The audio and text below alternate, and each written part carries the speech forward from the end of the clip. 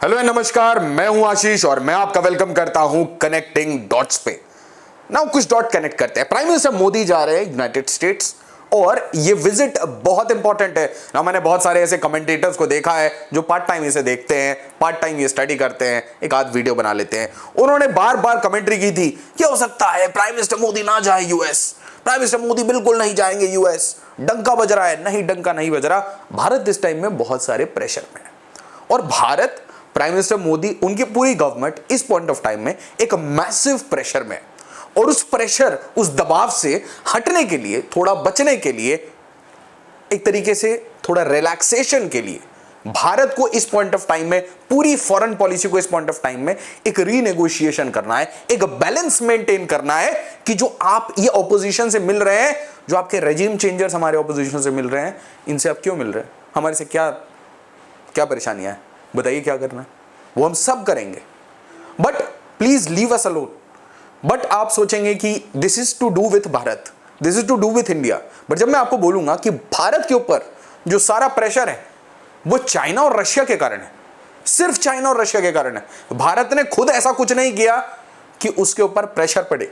मैं आपको यह बोलूं कि भारत में इलेक्शन के टाइम में भी यह प्रेशर था, कंटिन्यूअस प्रेशर था, आज भी है। इसके तार रियासी और चारों तरफ मैं एक एक इवेंट आपको दिखाऊंगा और उस इवेंट में आपको वो ट्रेसेस बार बार दिखेंगे कि कैसे भारत के ऊपर प्रेशर है और भारत अब रीनेगोशिएशन कर रहा है। बट आप वहां पे पहुंचने वाले, आप ट्रैवल कर रहे हैं, आप पहुंचने वाले, और पहुंचने से पहले मैं ऐसी दो आपको न्यूज दे देता हूं जिससे मैं आपको खड़का देता हूं। खड़काना समझते हैं दोस्तों, मतलब मैं आपको एक वार्निंग दे देता हूं, फिर से आपको आपकी एक तरीके से I am showing you your place. आपको बार बार मैं कटिंग टू साइज कर रहा हूं, तो बार बार मैं देख रहा हूं कि prime minister Modi has been cut to size, and this is in particular with big boss. His entire government has been cut to size, left right and centre हर जगह से चॉप ऑफ कर दिया है। विंग्स जितने हैं ना वो चॉप ऑफ कर दिए गए।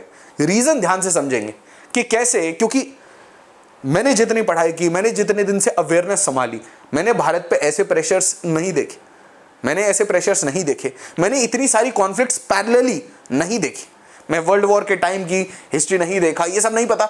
बट आप देखिए यहां पे दो टर्म हो जाता है, दो टर्म। और ये निकाय इंडिया क्या है, निकाय इंडिया ले लीजिए आप, निकाय एशिया ले लीजिए आप, अल जजीरा ले लीजिए, बीबीसी ले लीजिए, अब कोई भी गार्जियन वगैरह, तो मतलब देवर एक्चुअली टेलिंग कि इंडिया को कैसे डेमोक्रेसी चलानी चाहिए, इलेक्टोरल ऑटोक्रेसी हो गई। तो भारत में दो टर्म हो गए थे प्राइम मिनिस्टर मोदी के, और उसके बाद वो बहुत ज्यादा पुतिन के क्लोज हो गए थे, too much close to Vladimir Putin.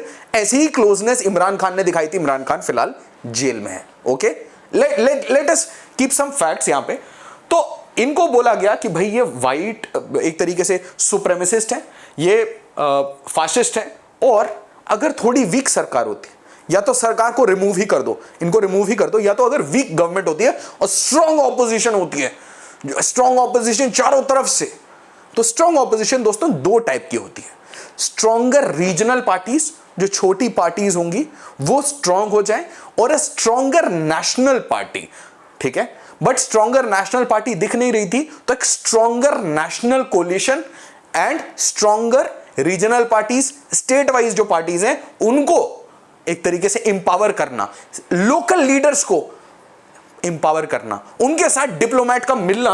और साइमल्टेनियसली देखिए आप, अगर मैं अपने मेहमान को बुला रहा हूं, आप आइए हमारे घर, है ना, पधारो हमारे देश, चलो शिफ्ट करते हैं क्वाड की मीटिंग, और मैं आपको ऐसी जगह ले जाऊंगा, अपने होम टाउन में ले जाऊंगा, डेलावेयर में, और डेलावेयर में ले जाके हम आराम से एक प्राइवेट डिनर करेंगे, एक सॉफ्ट डिनर करेंगे, एक प्राइवेट डिनर करेंगे। मेरा लास्ट टर्म है, मैं बिग बॉस हूं भाई, मेरा लास्ट टर्म है, मैं जा रहा हूं, मैं chaos फैला रहा हूं, और मैं आपके साथ एक प्राइवेट डिनर करना चाहता हूं। उससे पहले मेरे ही ऑफिस, अब देखिए, I don't think a man as old, इतना बूढ़ा आदमी जिसके मेंटल हेल्थ के ऊपर पूरी दुनिया ने बहुत कमेंट्री की है, हमने नहीं, पूरी दुनिया ने की है, तो मुझे नहीं लगता इतना दिमाग ये खुद लगा रहे।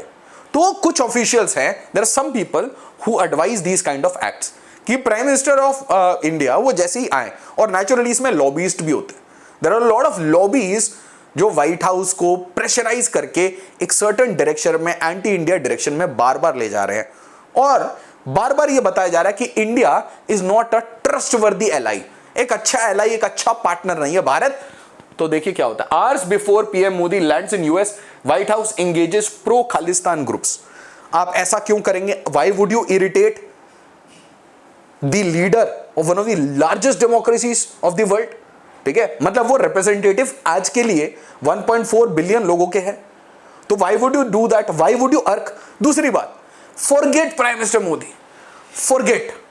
मैं आपसे ये कह रहा हूं, इंडिया की एक मैप है, इंडिया की टेरिटोरियल इंटीग्रिटी है, इंडिया का एक कॉन्स्टिट्यूशन है। आप कुछ भी ऐसा करेंगे जिससे आप मेरी टेरिटोरियल इंटीग्रिटी के ऊपर सवाल उठाएंगे, मतलब you are challenging the idea of India today. अरे सत्ता आती जाती रहती है, लीडर्स आते जाते रहते हैं, but the question is, are you challenging the territorial integrity of India today?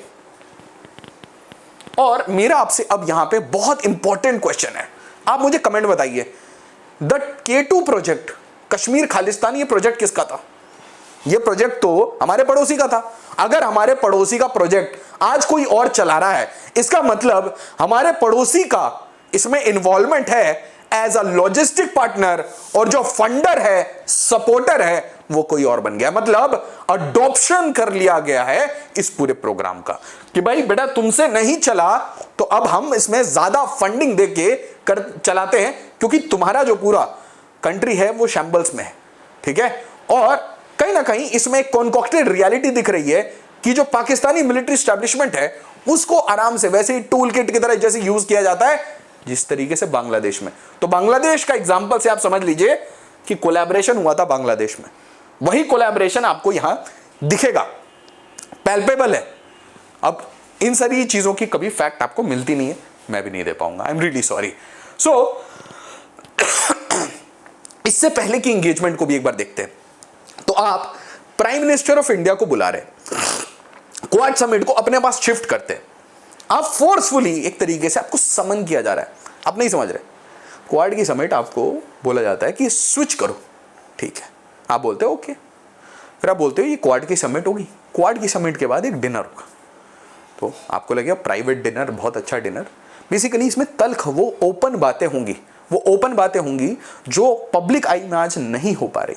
और उससे पहले आप एंगेज किससे करते हो? व्हाइट हाउस में तो आपने बुलाया, खालिस्तान वालों को तो आपने व्हाइट हाउस में बुलाया, बट आप उससे पहले एंगेज करते हो लीडर ऑफ ऑपोजिशन, और उस एंगेजमेंट में एक ऑफिसर आपका इन्वॉल्व रहता है, डोनाल्ड डू। ये हमने कहानी देखी है, ठीक है, ये कहानी हमने देखी है। और इल्हान ओमर, मतलब जो भारत को तोड़ने वाले लोगों को सपोर्ट कर रहे हैं, उनकी आप एंगेजमेंट, उनकी आप लॉबिंग भारत के लीडर ऑफ ऑपोजिशन से करवा रहे हैं। ये बहुत आसानी से होता नहीं है, ऐसे ही कोई किसी से मिल नहीं जाता है, ऐसे ही लोग टकरा नहीं जाते हैं, एंगेजमेंट कराई जाती है ना। उसी टाइम में आप देखिए कि ये इनको बुलाया जाता है, और आपको लगेगा कि खालिस्तानियों ने खुद बोला होगा कि मुझे आना है, मुझे आपसे मिलना है, व्हाइट हाउस जाना है। नहीं, इन्हें बुलाया गया था, और फिर खुद ही बताया गया कि the white house assured them of protection from any transnational aggression on its soil. The White House said it is committed to protecting American citizens simultaneously. अगर आपको ये कहानी याद हो, if you remember the previous story, तो आपको याद होगा कि अजीत डोवाल साहब, इनके ऊपर अचानक से यूएस के कोर्ट में क्या हो जाता है? केस होना शुरू हो जाता है। और कब? Just few days before PM Modi is going on a visit. अब ये क्यों किया जाता है? इसको मैंने आपको सिंपल तरीके से बताया था कि भाई देखिए, जो भी जज होंगे, जो भी कोर्ट होगा, वह डेमोक्रेटिक जज होगा, उसके सामने एक केस रखा गया होगा, उसने एडमिट किया होगा और बोल दिया होगा ले आओ डिफेंडेंट रखो, अजीत डोवाल को डिफेंडेंट रखो, रिसर्च एंड एनालिसिस विंग के चीफ को, कोई इशू नहीं है। और मैं आपको मजे की बात बताऊं, prime minister Modi will also be a defendant. इनका यह है कि प्राइम मिनिस्टर मोदी अभी प्राइम मिनिस्टर ऑफ इंडिया है, जब वो प्राइवेट सिटीजन बन जाएंगे तो उनको भी प्रोसिक्यूट करेंगे। चौधरी साहब क्या कहां के सपने देख रहे हैं? आप देखिए कि national security adviser, government of India, रॉ चीफ, प्राइम मिनिस्टर मोदी, सबको हम डिफेंडेंट बनाएंगे। डिफेंडेंट मतलब आप समझ लीजिए एक तरीके से कि ये लोग मुलव्विस थे ये सारे काम में, एक तरीके से ये बोलना कि दे विल डिफेंड देमसेल्फ। हम तो उन्हें अक्यूज बोल रहे हैं, दे विल डिफेंड देमसेल्फ। ना उसी टाइम में इंडिया रिजेक्ट्स, और ऑब्वियसली हम क्या कर सकते हैं, बट आप देखिएगा कि हमारा जो लैंग्वेज होगा वो थोड़ा सॉफ्ट होगा, यूएस के साथ, अनवारंटेड एंड अनसब्सटेंशिएटेड। अनवारंटेड है, ऐसा नहीं करना चाहिए। मतलब अगर हम इसको रिप्लाई बैक भी कर रहे हैं तो थोड़ा डर डर के कर रहे हैं, हम थोड़ा एक तरीके से अग्रेसिव स्टांस नहीं ले रहे हैं। और उसके दो बहुत इंपॉर्टेंट कारण है कि आप चाहते हैं कि सामने वाला ये सारी चीजें भूल जाए, सामने वाला ये स्टोरीज को आगे नहीं बढ़ाए। और दूसरा जो रियल फियर है, जो हार्ड पावर है ना, और मैं बार बार बोलता हूं कि सिर्फ आप ये बोल दें कि मैं बहुत बलवान हूं, मैं बहुत जिम करता हूं, मैं बहुत पढ़ाई करता हूं, से काम नहीं होता। आपको जाके एग्जाम देना पड़ता है। You have to appear in some exam, you have to show that you are good. Great power तब आप बनते हो when you flex your muscles. Soft power से आपको काम नहीं चलता। कभी तुर्की, कभी ईरान, सब कोई आपको टेकन फॉर ग्रांटेड लेके हमेशा। And we have to evolve. ऐसा नहीं है कि भारत पे इससे पहले प्रेशर नहीं थे, इससे ज्यादा प्रेशर थे, but as we are growing हमें ये चाहिए। आपने वो देखा wolf warrior diplomacy, aggressive stance. Bharat ने कितने बार अग्रेसिव स्टांसेस रखे, ठीक है, ये डिफेंसिव ऑफेंस की बात होती है। बट आप देखेंगे कि over the period of time her country उठा के भारत को कुछ भी बोल देती है। और यहां पे मैं इंडिया में जितने भी इंग्लिश पढ़ने वाले लोग हैं उनको इन्फ्लुएंस करने वाली अरुंधति रॉय की बात करना चाहता हूं। नाउ अब आप बोलेंगे ये सब कैसे रिलेटेड है, मैं आपको एक बात बताता हूं। अरुंधति रॉय को मैं स्टडी करता हूं ये समझने के लिए कि जो अमेरिकन इंडियन इंटेलिजेंसिया है, या जो अमेरिकन है और इंडियन एनालिस्ट है, वो हमें कैसे एनालाइज करता है। ध्यान से सुनिए मैं क्या बोल रहा हूं। जो अमेरिकन कमेंटेटर्स हैं जो इंडिया की तरफ देख रहे हैं, majority of them think like her, exactly like her, ठीक है। अब इनका स्टांस बड़ा सिंपल है कि भारत में एक फाशिस्ट रूल है। और यह फाशिस्ट रूल कैसे हो रहा है, यह भाजपा और आरएसएस यह फाशिस्ट रूल बना के चल रही है। और इनका मन है एक हिंदू राष्ट्र बनाने का। और अगर ये हिंदू राष्ट्र बनाते हैं तो भारत की सेकुलरिज्म को ये चेंज करके रख देंगे। और अगर सेकुलरिज्म को चेंज करके रख दिया तो इस कंट्री का जो बेसिक टेनेट है ना, जो बेसिक अग्रीमेंट है कि लोग साथ में मिलकर रहते हैं, वो खत्म हो जाएगा। लोग इस कंट्री को छोड़ के चले जाएंगे। इनका यह कहना था करण थापर के शो में कि बेसिकली सेकुलरिज्म खराब करोगे तो that will be the end of India. और एंड ऑफ इंडिया कैसे, एंड ऑफ इंडिया का मतलब क्या है पूछा करण थापर ने। एंड ऑफ इंडिया तो बोले बैल्कनाइजेशन। बैल्कनाइजेशन दोस्तों मैं आपको यह कहना चाहता हूं, यह ब्रिटिश ड्रीम था भारत को अलग अलग छोटी छोटी कंट्रीज में तोड़ देने का। It is a very big dream. जिस तरीके से पाकिस्तान टूट गया, बांग्लादेश, ईस्ट पाकिस्तान, वेस्ट पाकिस्तान में, उसी तरीके से सपना था कि पूरा इंडियन सबकॉन्टिनेंट टूट जाए।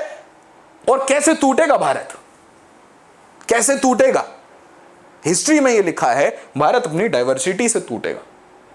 भारत की स्ट्रेंथ बोलते हैं ना यूनिटी इन डाइवर्सिटी। अब मैं आपको इसका काउंटर देता हूं, diversity is the divide of India also. हमारे लिए नहीं है ये सारे डेफिनेशन, बाहर वाले की तरफ से देखा करिए हमें। बाहर वाला हमें कैसे देख रहा है, अरे बहुत डाइवर्सिटी, तोड़ो इन लोगों को, इनको इससे कटवाओ, इसको उससे कटवाओ। डिवाइड एंड रूल सिंपल है, बहुत सिंपल है।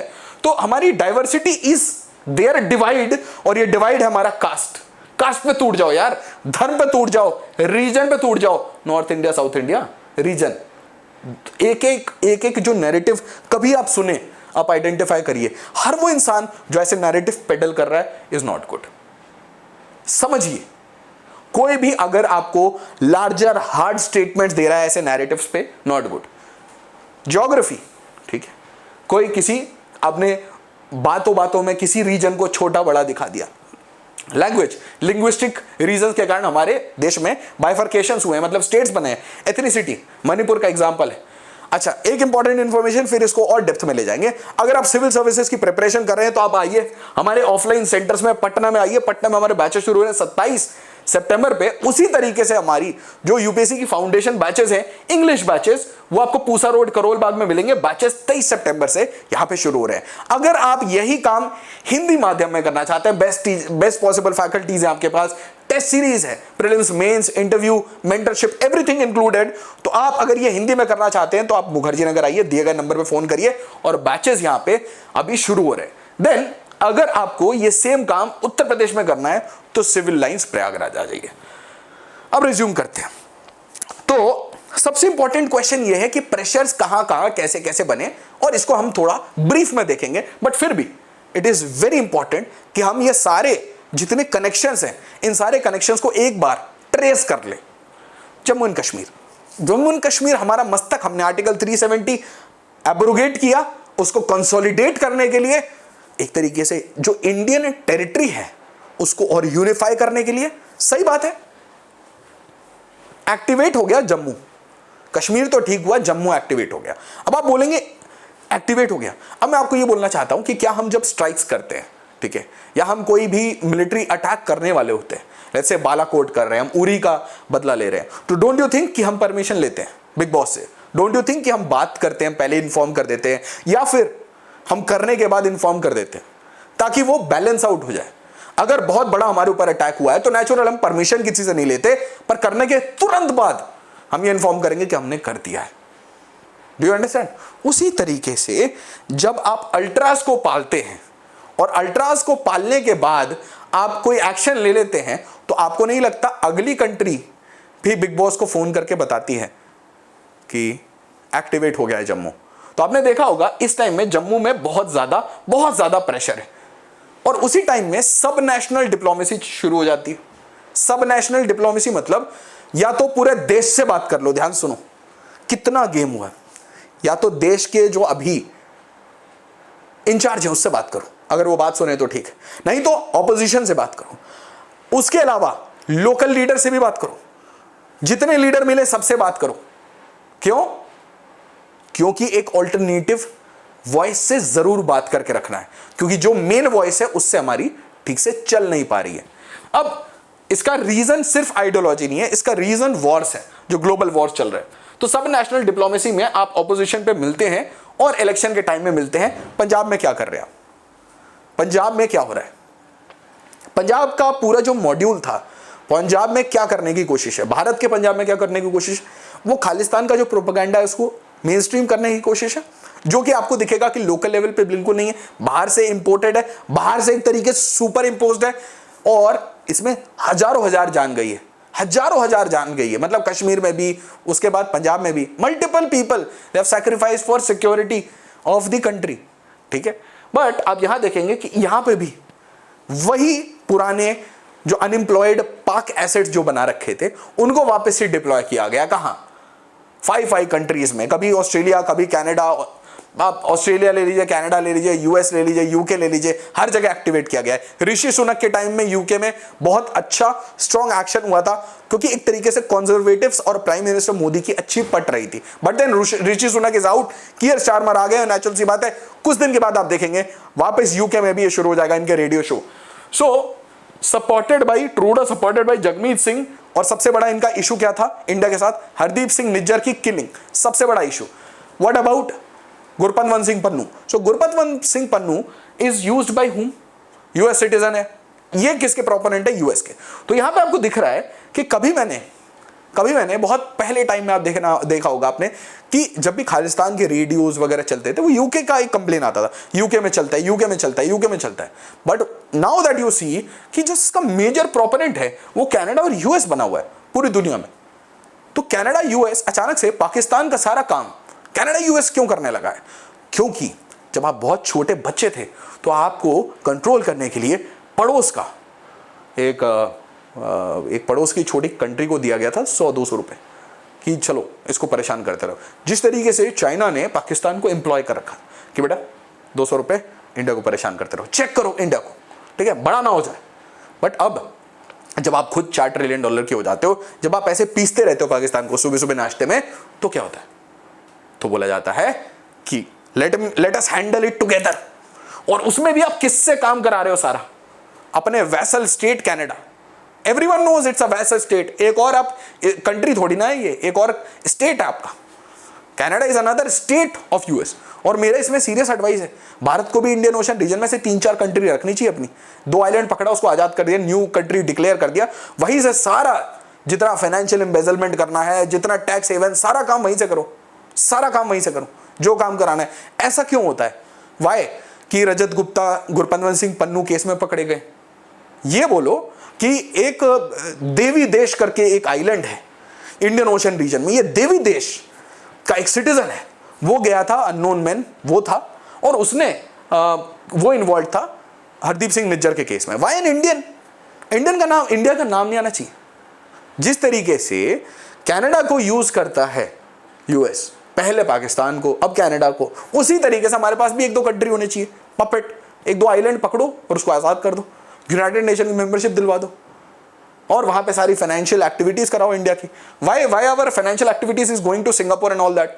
तो अब देखिए यहां पे नेक्स्ट मणिपुर मिजोरम। तो मणिपुर मिजोरम में जो गेम है वो तीसरा गेम है। ये गेम है कि बेसिकली यहां के लोगों में वायलेंस पुश किया जाए, भारत के गेट पे वायलेंस पुश कर दिया जाए, बॉर्डर्स पे वायलेंस आ जाए। और ये वायलेंस लाना बहुत आसान है। क्यों? क्योंकि पास में आपको म्यांमार मिलेगा। तो मिजोरम में, मणिपुर में आप वायलेंस बहुत आराम से पुश कर सकते हो। एक कोइंसिडेंटल मैं आपको बात बताना चाह रहा हूं कि जब मैं आपको ये बोल रहा था कि जम्मू की बात, तो जम्मू एंड कश्मीर में आपको दिखेगा कि एक और धर्म विशेष है। दूसरे धर्म, जहां पे भी कोई और धर्म प्रेजेंट है, वहां पे एक डिवाइड क्रिएट करने की कोशिश है। ठीक है, तो हमें पता है कि मुस्लिम बहुल है जम्मू एंड कश्मीर। ठीक है, दूसरा पंजाब, अगेन सिख और हिंदू के बीच में जो एकता है उसको तोड़ने की कोशिश। कैसे? कनाडा से। उसी तरीके से मणिपुर, मिजोरम, मणिपुर नहीं, Manipur hills, southern Manipur hills. तो क्यों अफेक्ट करना है? क्रिश्चियन कम्युनिटी रहती है। तो हर जगह जहां पे भी आप डाइवर्सिटी, क्या बोला हुआ था मैंने आपको, जहां पे भी आप डाइवर्सिटी को डिवाइड की तरह यूज कर सकते हो, वहां पे आप गेट पे वॉर लेके आ जाओगे। तो गेट पे वॉर आ चुका है और ये आपको इसके इंपैक्ट दिख रहे हैं। What about Bangladesh? बांग्लादेश से सिर्फ एक ही चीज आपको करनी थी, चाइना, रशिया, इंडिया को हटाना था, यूनुस को लाना था और रेडिकल्स को यूज करना था। वही रेडिकल्स जो आप यूज कर रहे हो अभी पाकिस्तान में, अफगानिस्तान में, वही रेडिकल्स आपको यहां पे भी चाहिए थे, क्योंकि आपको एक बैलेंस्ड पावर जो किसी के भी गोद में ना बैठा हुआ हो वो नहीं चाहिए था। तो शेख हसीना पॉज, है ना। और उसके बाद बांग्लादेश अब आपका एक और एरिया हो गया जहां से आप प्रेशर डाल सकते हैं। आप सोचेंगे ये प्रेशर सिर्फ भारत के लिए हो रहा है, नहीं, मैं ये कहूंगा ये सारा प्रेशर हर रशिया के एलाई के साथ हो रहा है। ये तो भारत को देखा जा रहा है कि भाई पुतिन और रशिया के साथ इतना क्या प्यार है तुम्हारा। और इनफैक्ट अगर आप इस पूरे मैप में देखें तो चारों तरफ मैंने आपको जितनी कंट्री, जितने स्टेट बताए, हर जगह भारत पे तो प्रेशर बना, बट अगर बाहर की कंट्रीज देखें तो वो सब ऐसे प्रेशर बनाया गया कि चाइना के ऊपर फाइनली प्रेशर बने। उसके बाद आप रेडिकल्स को लेके आते हैं। और रेडिकल्स को आप क्यों लेके आ रहे हैं? Why do you want to bring radicals? Why? क्योंकि रेडिकल से आप फिर और आगे प्रेशर बना सकते हैं। You can use them. जो लोग अभी जेल्स में थे उसको आप बाद में यूज कर सकते हो, पैसे के लिए तो सारे काम हो जाएंगे। और उसके बाद आपको पता ही है द फेमस प्रोजेक्ट, सुबह इसके ऊपर मैंने वीडियो बनाई है कि म्यांमार से धक्का मार के ये एक तरीके से चिन स्टेट बनाने की कोशिश कर रहे हैं, एक क्रिश्चियन कंट्री बनाने की इस जगह पे बात है। और ये एसेंशियली ये बात हो भी जाएगी, इसमें कोई आपको इसमें कोई आपत्ति होनी नहीं चाहिए कि ये काम हो भी जाए।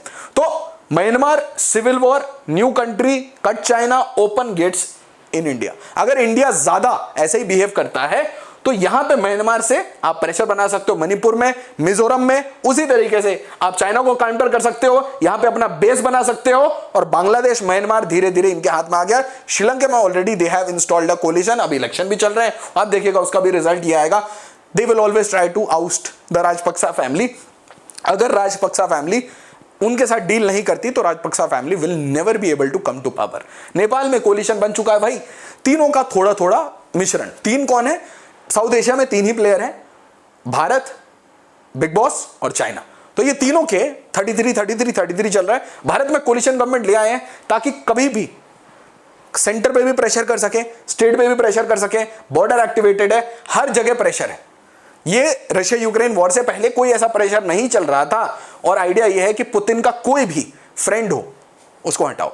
बट भारत के साथ एक कैच है, भारत चाह रहा है रीनेगोशिएशन। ऐसा नहीं है भारत किसी फोल्ड में जाना चाह रहा है। अब यूएस तो ऑब्वियसली चाहेगा कि भाई तुम डम करो, you just give it up, छोड़ो रशिया वशिया, हमारे को बोलो एलाई। बट हम एक एस्पिरेशनल कंट्री, बहुत एस्पिरेशनल है। But why India is a rebel?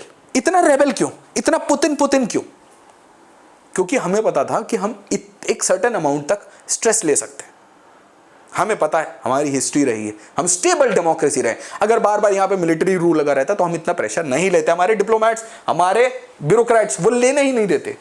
Too much balance, हम बहुत ज्यादा बैलेंस भी कर रहे हैं। Too much balancing. थोड़ा हम लोग ज़ेलेंस्की से मिलते हैं, थोड़ा पुतिन से मिल लेते हैं, दोनों से बोलते हैं सीज फायर कराएंगे, सीज फायर कराएंगे। We are not taking sides, ठीक है। बट आप एक चीज देखिएगा कि इजराइल पैलेस्टीन में, और बहुत लोगों को ये लगता है कि बिकॉज ऑफ रिलीजियस रीजंस हमने एक तरीके से इजराइल के साथ हम डायरेक्शन ले रहे हैं। ना ना ना, बिग बॉस को खुश करने के लिए ले रहे हैं, सीधी सीधी बात करते हैं। Let's be very Frank about it. Too much strategic autonomy, इसके ऊपर क्वेश्चन हो चुका है ऑलरेडी कि इतना इंडिपेंडेंट नहीं हो सकते भाई।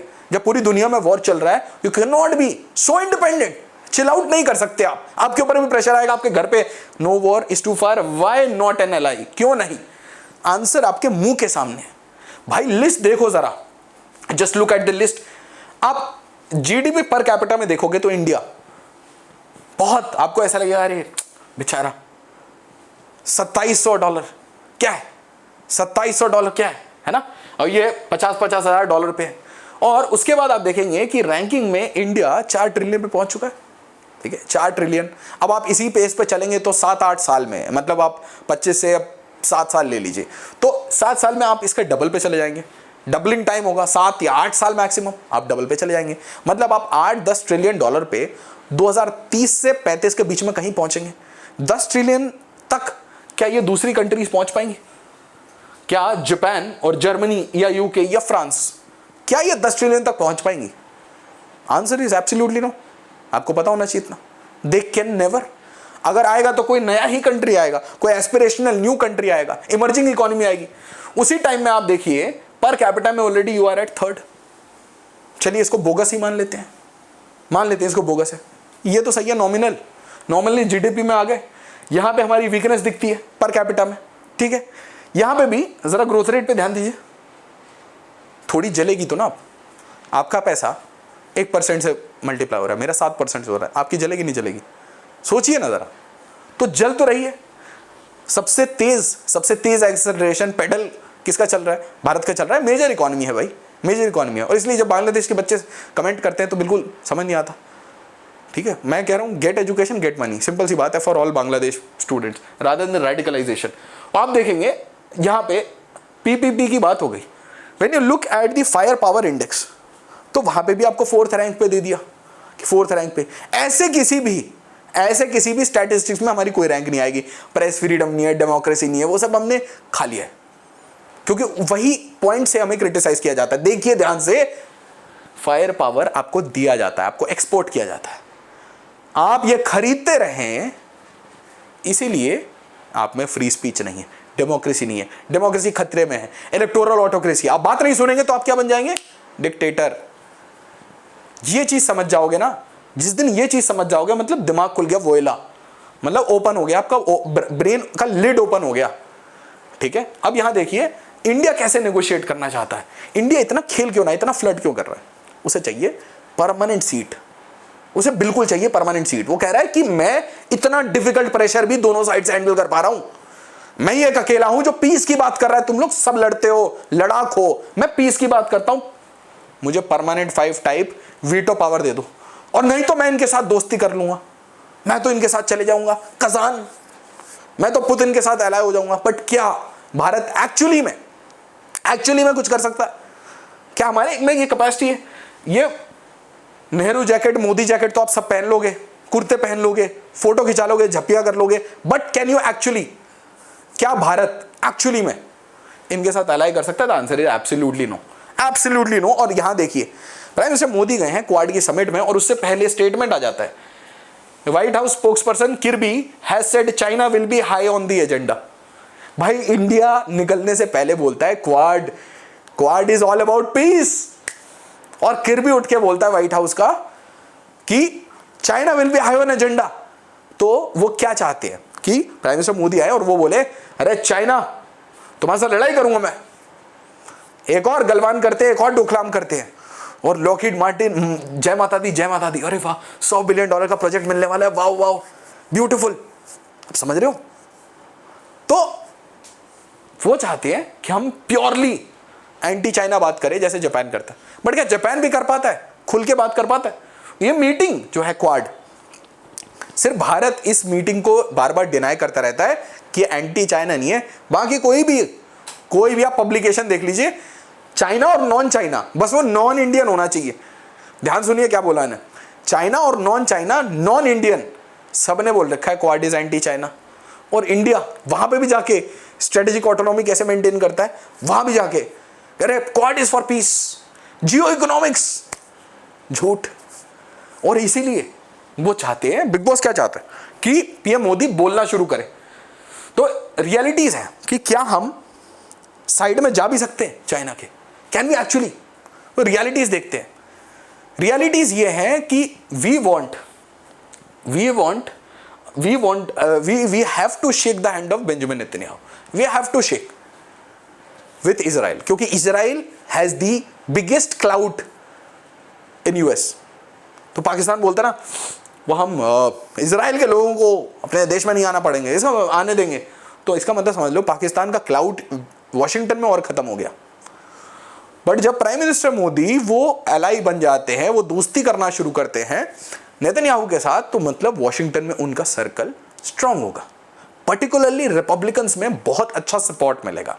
ठीक है, अब देखिए साइमल्टेनियसली यहां पे एक वॉर चल रहा है, इस वॉर में वो साइड कर जाते हैं बिग बॉस के टॉप एलाई, जिसके लिए वो हर वीटो करने के लिए तैयार है, सबको एब्सटेन कराने के लिए तैयार है, सारी पूरी दुनिया खड़ी हो जाए तो भी इसके पीछे बिग बॉस खड़ा है। और इसलिए प्राइम मिनिस्टर मोदी साइलेंटली धीरे धीरे टिल्ट हो रहे हैं इजराइल की तरफ, और भारत टिल्ट हो रहा है इजराइल की तरफ, लिटिल। ठीक है, बट इधर देखिए तुरंत बैलेंस आउट कर दिया कि पुतिन को बुरा ना लग जाए, ईरान को बुरा ना लग जाए। रिसेंटली ईरान ने क्यों बोला था भारत के मुस्लिम खतरे में, लोगों को लगता है एक्चुअली में ईरान हमारे मुस्लिम्स के बारे में सोचता है, या ईरान इंडिया के बारे में कुछ सोचता है, या ईरान दुनिया में किसी इंसान के बारे में सोचता है। वो सिर्फ अपने इंटरेस्ट के बारे में सोचता है, और उसके इंटरेस्ट है व्लादिमीर पुतिन के साथ। तो जब पुतिन को कोई मैसेज भारत को दिलवाना होता है तो वो दो काम करते हैं, ईरान से एक स्टेटमेंट इशू कराते हैं और पाकिस्तान को वेपन्स भेज देते हैं। समझ रहे हैं? पुतिन कह यार आप तो लेते नहीं हो, हम तो पाकिस्तान पे ट्राई करके देखते हैं, नए वेपन बनाए। तो आप देखेंगे दो वॉर चल रहे हैं, एक वॉर में बिग बॉस के साथ, एक वॉर में बिग बॉस के अगेंस्ट प्राइम मिनिस्टर मोदी दिखते हैं। और उसके बाद आपने देखा क्या हुआ लेबनान में। आपको यह भी पता होगा कि जिस गैजेट्स पे आप ये चीज देखोगे, या मैं जिस पे रिकॉर्ड कर रहा हूं, या तो वो अमेरिकन है या तो वो चाइनीज है, हो कैसे भी इन इलेक्ट्रॉनिक्स के पीछे इजराइल घुस सकता है। तो can you take a anti Israel stance, या क्या आप सैंक्शंस को डील कर सकते हो? क्या हालत है ईरान, क्या बहुत अमीर बन गया है सैंक्शंस लगवा के अपने ऊपर? तो जब आप ऐसे काम नहीं कर सकते, when you can not tolerate, and most importantly ये हमारे जो सर्वर्स हैं, अभी मैं इसको अपलोड करूंगा तो ये जाएगा यूट्यूब पे, विच इज व्हाट गूगल है ना भाई। तो गूगल वगैरह अगर हट जाए, माइक्रोसॉफ्ट हट जाए, ये क्लाउड हट जाए, ये सारे फाइनेंशियल सिस्टम्स हट जाए, तो आपकी ये जो टेक्नोलॉजी की लेयर्स हैं ये कैसे खत्म सी नहीं हो जाएगी? कैसे करोगे आप? Suddenly how will the companies manage? आप इन पे डिपेंडेंट हो, हर इकोसिस्टम पे, एप्पल के ecosystem, Microsoft, Nvidia, alphabet, Amazon, इनके इकोसिस्टम्स को देख के ही परेशान हो जाओगे। वो बच्चे हमारे जेनजी, वो तो परेशान ही हो जाएंगे यार। No Netflix sir, no Netflix sir, what happened sir, life is bad sir, sir no Apple sir, no YouTube sir, Meta sir, what about sir this Instagram sir, no reels. समझ रहे हो? So this is a hard reality. और क्या आपको ये सड़े हुए मिकोयान्स चाहिए? यू वांट दीज सड़े हुए, दीज, है ना, एज मतलब कबाड़ है ये। Let us be very frank, Russian systems are कबाड़ा, और उससे भी महा कबाड़ा उसको कॉपी करके चाइना बना रहा है। और मैं ये कह रहा हूं कि उसी तरीके से हम भी कुछ कबाड़ बनाते हैं अपने देश में।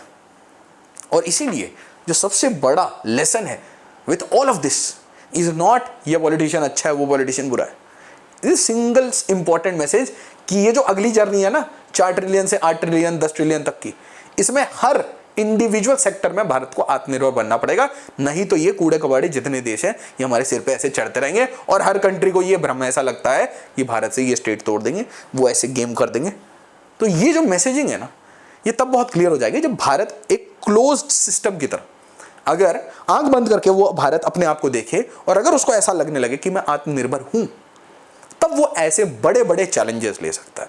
और इसलिए भारत को आज स्ट्रैटेजिक ऑटोनॉमी मेंटेन करनी पड़ती है, और प्राइम मिनिस्टर मोदी को इतने प्रेशर्स फेस करने पड़ते हैं। वीडियो को लाइक करिएगा, शेयर करिएगा, सब्सक्राइब करिएगा to the channel connecting dots. As always, Jai Hind, जय भारत।